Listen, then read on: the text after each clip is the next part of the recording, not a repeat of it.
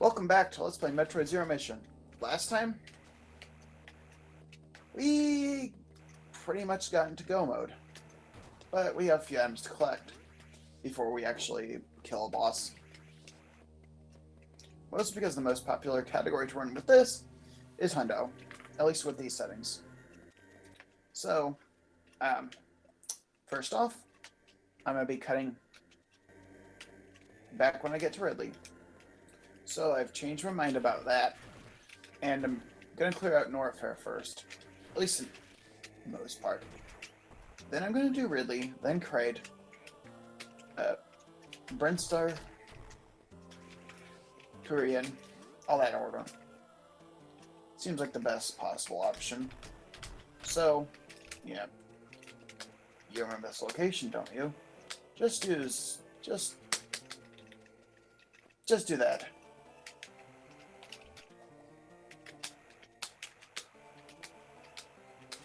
You know, I might. And okay. And the next thing is just to get through here, because that's where everything is just hiding here. Maybe even charge me, I don't know. Again, some of these numbers I fail to count. I just don't pay attention as well as I probably should. But hey, that's what part of the fun of Randomizer is, I guess, is, you know, improving things. I just have 2 items, don't I? Hope I didn't forget a location. You know, you have like a whole big area right here to oh right, no I didn't. I didn't forget an area. It's just on the way. And definitely not charge room here. Because, again, if I fully memorized those numbers, I could probably easily tell where charge beam was. But I don't. I just am able to make some calls when the numbers get low enough. And I can remember all the rooms. You know, part of how the memory works or the psychology therein.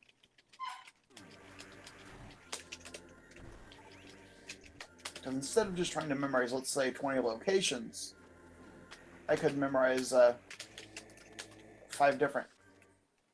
How many was it? 1, 2, 3, 4, 2, 4, 7. 7 different numbers. And even then, I could also group those 7 numbers to their respective areas. But no, I took the stupid route and went with the different rooms. And yes, I did a minor in psychology. That was one of the topics I studied. It's quite a fascinating subject. Now, onto Ridley. So, to give an example of how that might work, is I'd have 2 things of memory too. How grouping works. I'd have 2 things of memory that I would group. One would be this one I might group with the aesthetic for this area. The other I might group with this map, particularly that arrow pointing up that says Norfair, and then have the subtotal of items. Then I would subtotal those items right there, subtract it with the number I associate with this aesthetic, and then get my number of estimates of major items there. But no, instead of doing like that, I just play the game mindlessly. Because that's one of those tricks of memory I heard. I just probably haven't utilized it as much as I should have. I think. That is not a speed booster location. What am I thinking? Oh, I have 2 items first here. Right. That's me just trying to think of all the areas again. Which, again, at some point I should probably try to, like, change my pattern of thinking for this. Just to be more effective.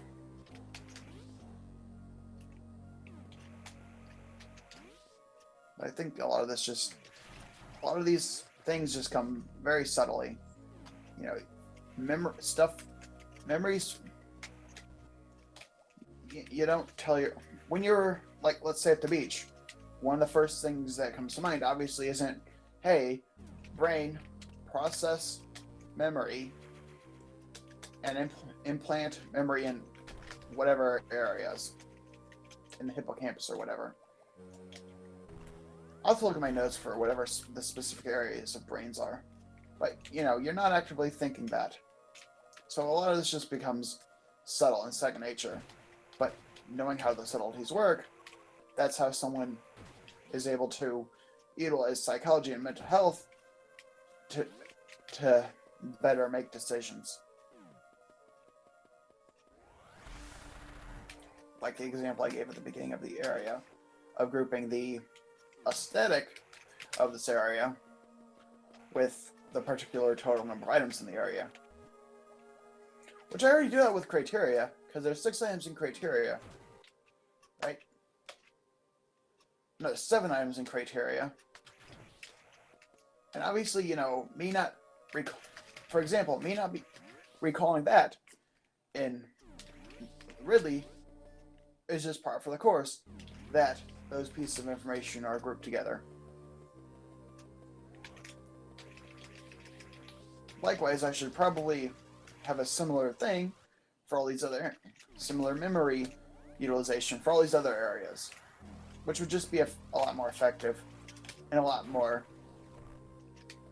easy to recall numbers, rather than just guessing. Rather than just taking the guess. It'll be like second nature.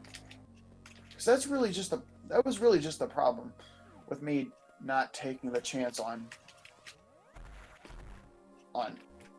that really was just a problem with me just not taking a chance on Norfair having power grip.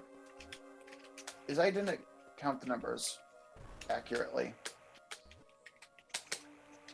enough. And now I just don't know which one charge me was at. So therefore it's just clearly a pattern of me just being sloppy with math. Because it is simple math, it's just knowing how memory works and being able to just more easily call the functions, because it's just simple math that's involved. It's just I don't have those numbers handy.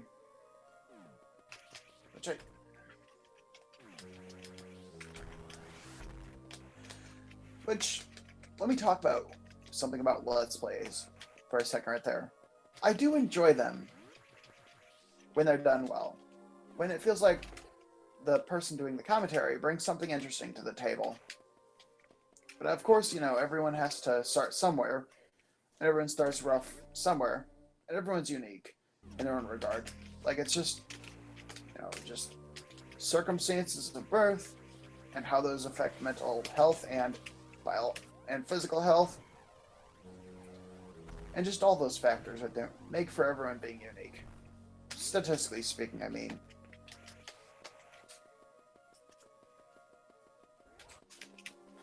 Because, I mean, even twins, at some point, they're going to have some unique choices to make. Because I have two of my cousins happen to be twins. And one of them is more so into history, the other into English. So clearly, you know, even twins are different. But, you know, just goes to show that even in Let's Plays, there's a lot of unique things anyone could bring to the table. It's just, is that uniqueness going to be involve well-edited videos and insightful commentary, or is it just going to be camera pointed at the TV? Difficult to watch stuff like that. How more? That's it. But that's just a reflection of how this that's kind of a reflection of how this project has gone. Because it's just been a comedy of errors when it comes to psychology of choice. Right? Why do I feel it? I don't know. Sometimes I just feel like I'm missing something for no reason. I'm a cut back when I'm in Warfare. Right? Okay, I don't remember if I showed this path off or not. But here's a path. It leads to bomb slot. And... oh, right. I forgot about that.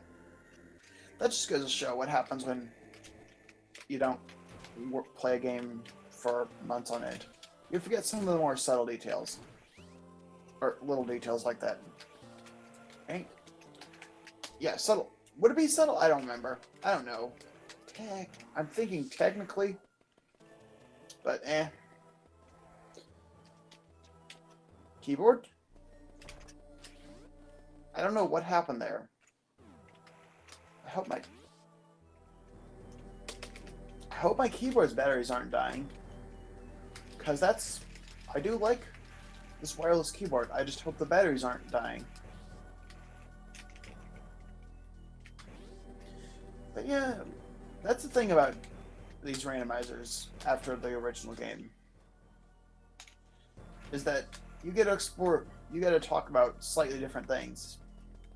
And give a few different...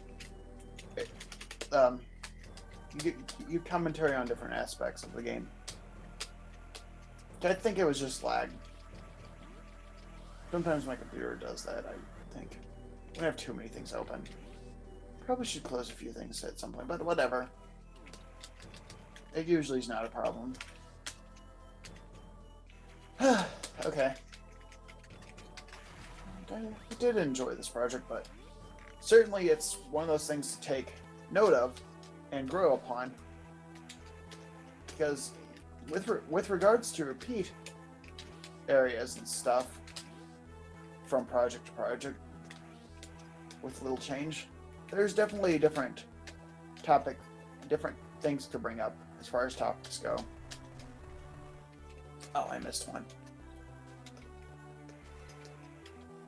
Such as I probably discuss something a little bit more math. I probably discussed a different topic during the initial one. I just can't recall what it was. But that's part of growing with these projects is it though? Is it though? I just realized what the time... Don't fall down. I just realized what the time said. I think that's just part of growth right there, is just realizing some things are weakness and trying to improve upon them. Anyway, can you not fall down, microphone? There we go. Anyway, next time. Finish the game, perhaps? I think so.